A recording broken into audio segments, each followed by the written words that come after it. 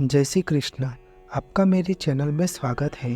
सनातन धर्म में सभी तिथियां महत्वपूर्ण मानी जाती है, लेकिन एकादशी तिथि का विशेष महत्व माना गया है।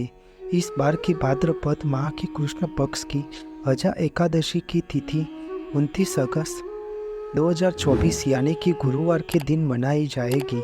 इस अजा एकादशी के दिन भगवान श्री हरि विष्णु के साथ माता लक्ष्मी की पूजा करना अति शुभदायी माना गया है। अजा एकादशी पर भगवान श्री हरि विष्णु की पूजा 29 अगस्त गुरुवार के दिन करना है। पूजा हमेशा शुभ समय में ही करनी चाहिए, क्योंकि शुभ समय में पूजा करना अति शुभ फलदायी माना जाता है। अजा एकादशी के दिन प्रातःकाल भगवान विष्णु की विधि विधान से पूजा करनी चाहिए। इसके बाद ओम नमो भगवते वासुदेवाय मंत्र का जाप अवश्य करना चाहिए। इस अजा एकादशी के बारे में कहा जाता है कि जो भी भक्तगण इस एकादशी का व्रत करता है उसे 2 गुने फल की प्राप्ति होती है और अश्वमेघ यज्ञ के समान फल मिलता है। अजा एकादशी के व्रत की कथा श्रद्धा पूर्वक सुनने और पढ़ने वाला मनुष्य सभी पापों से मुक्त होकर वैकुंठ लोक में जाता है। अजा एकादशी का यह व्रत भगवान श्री हरि विष्णु को समर्पित है। अजा एकादशी के दिन भगवान श्री हरि विष्णु की पूजा और व्रत का पालन श्रद्धा और विश्वास के साथ किया जाता है। धार्मिक मान्यता है कि अजा एकादशी के दिन व्रत करने से हर तरह के पाप धुल जाते हैं, साथ ही मानसिक शांति के साथ जीवन में सुख समृद्धि और सफलता मिलती है और मोक्ष की प्राप्ति होती है। कथा का श्रवण करते समय हाथ में अक्षत के दाने अवश्य रखने चाहिए। इस अजा एकादशी की महात्म्य कथा इस प्रकार है कि धर्मराज युधिष्ठिर भगवान श्री कृष्ण से कहने लगे कि हे प्रभु, इस बार की भाद्रपद माह की कृष्ण पक्ष की एकादशी का क्या नाम है, यह व्रत करने की विधि तथा इसका महात्म्य क्या है। कृपा करके इस एकादशी के बारे में मुझे ज्ञान प्रदान कीजिए। तब भगवान श्री कृष्ण कहने लगे कि इस एकादशी का नाम अजा एकादशी है। यह एकादशी सभी प्रकार के समस्त पापों का नाश करने वाली है। जो मनुष्य हर इस दिन भगवान श्री हरि विष्णु की पूजा करता है उसको वैकुंठ धाम की प्राप्ति अवश्य होती है। अब आप ध्यानपूर्वक इसकी कथा सुनिए। पौराणिक काल में सत्यवादी हरिश्चंद्र नामक एक चक्रवर्ती राजा राज्य करता था। वह अपनी प्रजा को बहुत खुश रखता था। वह उन सभी को आदर प्रेम भाव सम्मान देता और उनके सभी दुख में उनकी मदद करता था। वह केवल सत्य का आचरण करता था। सत्यवादी हरिश्चंद्र राजा ने सत्य के आचरण में उसने किसी कर्म के वशीभूत होकर अपना सारा राज्य और धन दौलत का त्याग दिया, साथ ही अपनी स्त्री पुत्र तथा स्वयं को भी बेच दिया। राजा हरिश्चंद्र अपने आप को बेचकर चंडाल का दास बनकर सत्य को धारण करता हुआ मृतकों का वस्त्र ग्रहण करता रहा, मगर किसी भी प्रकार से सत्य से विचलित नहीं हुआ।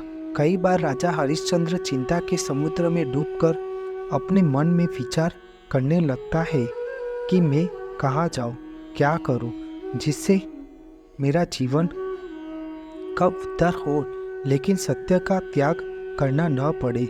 इस प्रकार राजा हरिश्चंद्र कई साल बीत गए। एक दिन राजा हरिश्चंद्र इसी चिंता में बैठा हुआ विचार करता था कि वहाँ गौतम ऋषि आए। राजा हरिश्चंद्र ने उन्हें देखकर प्रणाम किया और अपनी सारी दुख भरी कहानी गौतम ऋषि को सुनाई। यह बात सुनकर गौतम ऋषि कहने लगे कि हे राजन, तुम्हारे भाग्य से आज से 7 दिन बाद भाद्रपद माह के कृष्ण पक्ष की अजा नाम की एकादशी आने वाली है। तुम इस एकादशी का श्राद्ध श्रद्धा और विश्वास के से विधि पूर्वक उसका व्रत करो। गौतम ऋषि ने कहा कि इस व्रत के पुण्य प्रभाव से तुम्हारे समस्त पाप नष्ट हो जाएंगे। इस प्रकार राजा हरिश्चंद्र से एकादशी की बात कहकर गौतम ऋषि उसी समय अंतर्ध्यान हो गए। राजा हरिश्चंद्र ने उनके कथन अनुसार अजा एकादशी आने पर भगवान श्री हरि विष्णु का विधि पूर्वक व्रत और जागरण किया उस व्रत के प्रभाव से राजा हरिश्चंद्र के समस्त पाप नष्ट हो गए।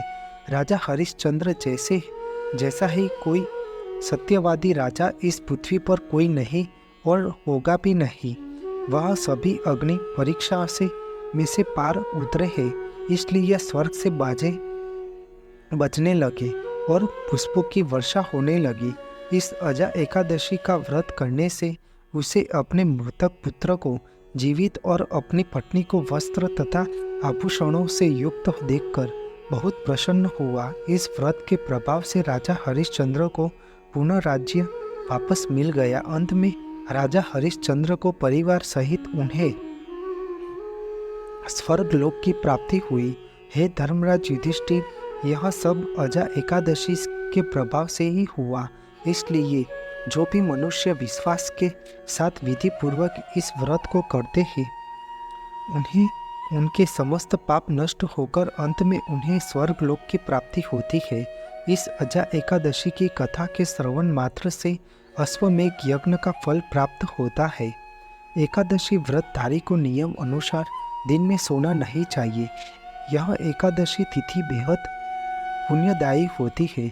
इस एकादशी तिथि को मध्य रात्रि तक भगवान विष्णु के भजन कीर्तन और कथा वार्ता या प्रवचन सुनना चाहिए।